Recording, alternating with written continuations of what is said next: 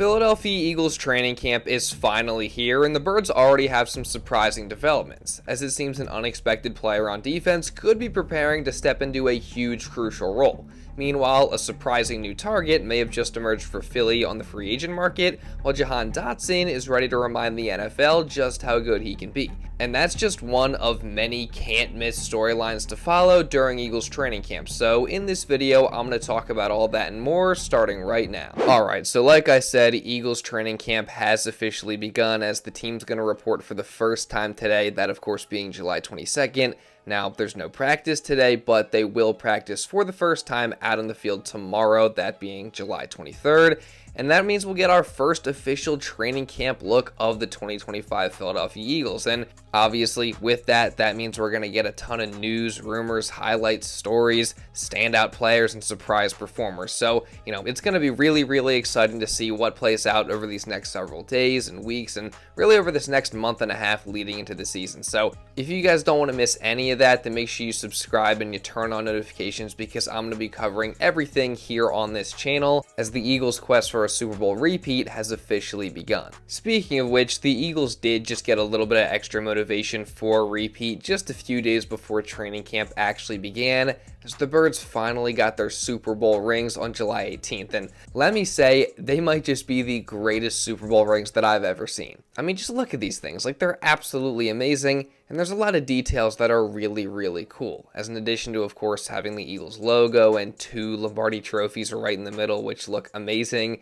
but they also have world champions written on it, made up of 40 diamonds to represent the 40 points that the Eagles scored in the Super Bowl. And that's just one of the many statistical hidden details that are woven into the design of this ring. And then, of course, you also got the scores of every playoff game, the number 145 to represent the amount of points that the Eagles scored during the playoffs, which was a record, by the way, and it's also got the Brazil flag on it to represent the Birds season opener, and it also has Nick Sirianni's famous motto of tough, detailed together on it. And then, of course, probably the coolest feature is the wings that they have that pop out when you push a button, and on the wings it has another Sirianni quote of "You can't be great without the greatness of others," and I could keep going. So all in all, safe to say the Eagles Super Bowl rings did not disappoint, and again, I think they're the best Super Bowl rings that I've ever seen. And safe to say the players were big fans of them as well.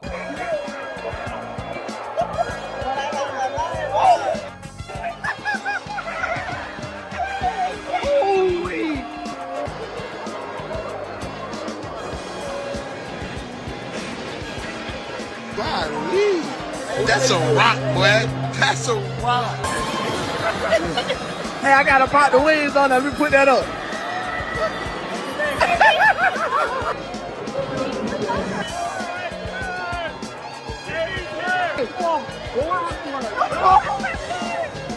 Man, you just gotta love the reactions from these guys getting their rings. Super cool to see the guys who won both Super Bowls for the Eagles wearing both their rings, as well as some of the Birds' biggest stars like Saquon Barkley, A.J. Brown, and Devontae Smith, along with guys like Coop, Reed, Coach Sirianni, and Jalen Hurts, just to name a few, and so many more. And side note, but I can't help but find it interesting that Jalen Hurts isn't even wearing his ring in any of these photos, and as some people have already speculated, I'd be willing to bet that there's actually a reason behind that. I mean, maybe he doesn't want to wear it because right now he's just focused on getting the next one, or maybe he won't wear it until he's got a fistful of them. But, regardless of Hurts' reasoning for not wearing the ring, again, I'd say it's pretty great motivation for the guys to get their rings right before the start of training camp, because surely now they're all thinking, we got to go get another one. No, it ain't easy. Now, with Eagles training camp beginning today, there is going to be a ton of major storylines to watch, and quite frankly, with me being on vacation this past week, I've missed a lot of news already, from Jalen Hurts being ranked the 9th best QB on Jeremy Fowler's survey of NFL coaches, execs, and scouts, which obviously I think that's super disrespectful. Then you got CJ Gardner-Johnson's apology to the Eagles, so, shout out to him, the Super Bowl champion. I'll always appreciate what he did for this city.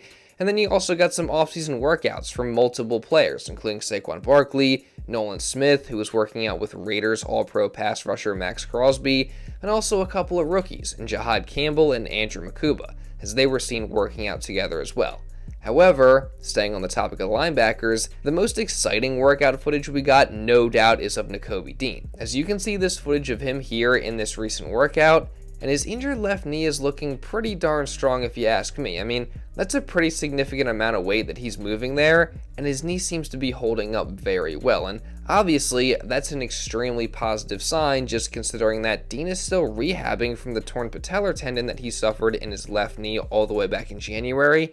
And the timeline for his return has been a little fuzzy, with some people suggesting that he's not going to be back until the middle of the season, while others have suggested that he could maybe even be ready for week 1 against the Cowboys. Now, obviously, we still don't really have a definitive timeline, but again, from the looks of it, Dean's recovery does seem to be going well, as his knee is looking pretty strong there in that video. And overall, the linebacker position is definitely just going to be a huge storyline to follow going into training camp, because obviously, if everybody was healthy, the starters would easily be Zach Bond and Nakobe Dean, but again, we don't know when Dean's going to be back. And then you also got the rookie Jahan Campbell, who, if he was healthy, he probably would be the top candidate to fill in for Dean to begin the season, but he's still recovering from offseason shoulder surgery, and it doesn't seem like he's going to be back until the middle of training camp. And again, he's a rookie that has a lot to learn, so I feel like he's got kind of an uphill battle to start in week 1. So it's for those reasons that I actually think the second-year linebacker Jeremiah Trotter Jr. could be the starter next to Bond to open the season, and he might even call the defense. And Trotter himself seems to think that that could be the case too. As in a recent interview with Joseph Sanoliquito of Bleeding Green Nation, he said, quote, "Considering the situation that we're in right now with injuries and younger players, I could be the guy who calls the defense. If I'm that guy, I have to be the best I can be to fill that role. I want more responsibility this year, and I'm ready for it. I have a year in the system and know how it looks. I know what I'm doing and know where I need to be." And he continued on further saying, quote, "Right now, I'm at the mic. I have to know offensive schemes, and we all need to know Vic's defense. I would watch an hour, 2 hours of film a day, picking everything up as we get closer to training camp. I ask a ton of questions because I want to know. That's not going to change. I'm really excited for this season. This could mean a big opportunity for me." So based on that, it certainly sounds like Trotter Jr. is very hungry and eager for this potential opportunity.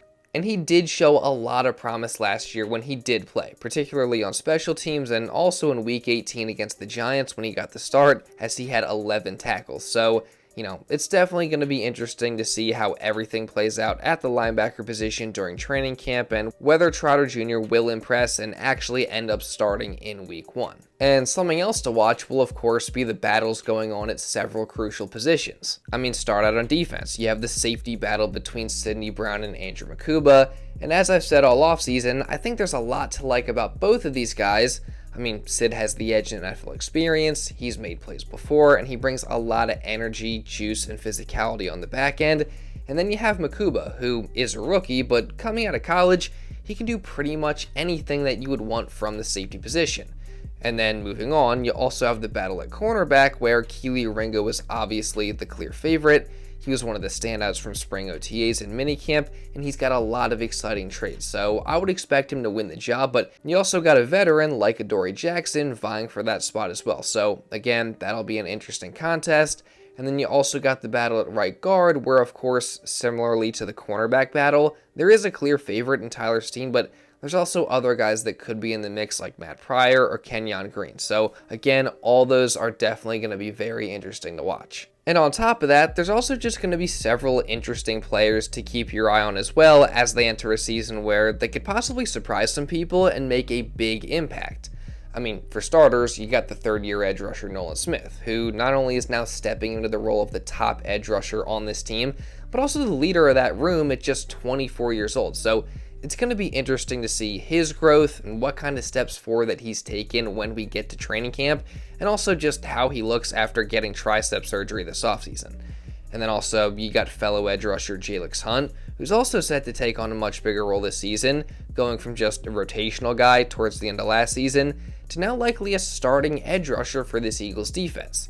And then you got the new guys in Azeez Ojulari and Josh Uche, both of which are likely going to have significant roles this season as well. So it'll be very interesting to see how they perform in camp, and again, really just that whole edge rusher room there. And then moving on, you have rookie defensive tackle Ty Robinson, aka the Vanilla Gorilla, who turned heads in rookie minicamp, OTAs, and mandatory minicamp. And as I've talked about before on this channel, multiple players have come out and praised Robinson since he was drafted, most notably star defensive tackle Jalen Carter, who suggested that Robinson could surprise a lot of people in his rookie season. And then on offense, you got wide receiver Jahan Dotson, who, after being traded to the team late last August, right before the start of the regular season, has now had the chance to have a full offseason with the Birds, build more chemistry with Jalen Hurts and the guys in that offense, and really just sit down and fully learn the Eagles offense. And now, going into his second season, I, along with many other Eagles fans, think that Dotson could play a bigger role in the offense. And he himself seems ready to remind people what he's truly capable of. Yeah, I mean, the quote kind of is self-explanatory. You know, I truly just go out there every day, and I put the work in. And it's paid off for me. Being that I was fortunate enough to be a first round pick in this league, and it's crazy that like it wasn't too long ago, and people do sometimes forget about that, but I just go out there and I try to play to the best of my ability, and I can make plays when my number's called on, and that's what I'm going to continue to do. First off, shout out to Josh Davis of the Philly Special Show for the interview there. But yeah, I do think people tend to forget that Dotson was a first-round pick just 3 years ago, and he's very much capable of doing more than he did last year. Now, do I think he's going to put up insane numbers? No, because he's simply not going to have enough opportunities with just how stacked the Eagles' offense is. But do I think he can, say, put up double the stats he did last year of 19 catches for 216 yards? Absolutely I do. So again, he'll be another player to keep your eye on during training camp. Speaking of which though, something else to keep your eye on is going to be whether or not the Eagles end up making another extremely late offseason trade or just move in general. Because as Anthony DeBona pointed out, over the last 4 years, the Birds have made a late August trade in every single season, whether it was Gardner Minshew in 2021, CJ Gardner-Johnson in 2022, Albert O in 2023, and Jahan Dotson in 2024. And if you'll notice, these were all players who were on their rookie contracts. So the question is, who could it be in 2025? Well, to that, I would say I'm not quite sure. But there are definitely a few options if the Eagles do want to make a move, multiple of which I talked about in a previous video. And that's not just limited to trades, as the Birds could also make a late signing that winds up making a big impact as well. I mean, for example, Justin Simmons is obviously still out there, and obviously he's a guy who has been linked to the Eagles forever and has said this offseason that he would love to play in Philadelphia and get back into that Vic Fangio scheme. You also have cornerback Asante Samuel Jr., who the Eagles apparently have showed interest in this offseason as well. And then very recently, actually, a new name was just added to the market. That being former Seahawks and Broncos tight end Noah Fant, as he was just released by Seattle. And this is a guy that I think could make a lot of sense for Philly for multiple reasons. I mean, one, the Eagles don't have a tight end on their roster that is under contract past this season, so if they sign Fant to a multi-year deal, he could be a building block at that position moving forward. Not to mention that he would immediately come in and be the second best tight end on the Eagles roster and could contribute significantly to their offense this year. As last year, he put up 48 catches for 500 yards as the starter, and he's never been below 400 yards receiving in his entire career. Now, that said, with the Eagles, he'd obviously be in a much different role with fewer opportunities, so maybe he wants to sign elsewhere and continue to be a starter, and he's also not a very good blocker on top of that. But again, if the Eagles were to sign him for the right price, he would be great depth at the tight end position this season, and he could potentially be their tight end of the future if they signed him past this year. But what do you guys think about that? What are your thoughts on the Eagles potentially signing Noah Fant? Just let me know all your thoughts down in the comments below. And also, let me know your thoughts on the Eagles finally signing their second round pick, Andrew Mukuba, right before camp. I mean, I know some people were a little concerned, but personally, I was never worried because these things always eventually get done anyway, and obviously, this was no different. So definitely glad to get the Mukuba signing out of the way before camp, but again, I was never worried about it in the first place. Oh, and also, real quick, the Eagles have finally cracked the NFL Top 100 list, with star tackle Jordan Mailata coming in at number 69. Now, personally, I feel like that's a little low for someone who I think is one of the top 2 tackles in the game, but it's at least cool to see him make the list for the first time in his career. and I guarantee you he's not going to be the last Eagle to crack the top 100. So stay tuned because I'll cover all the guys who make it.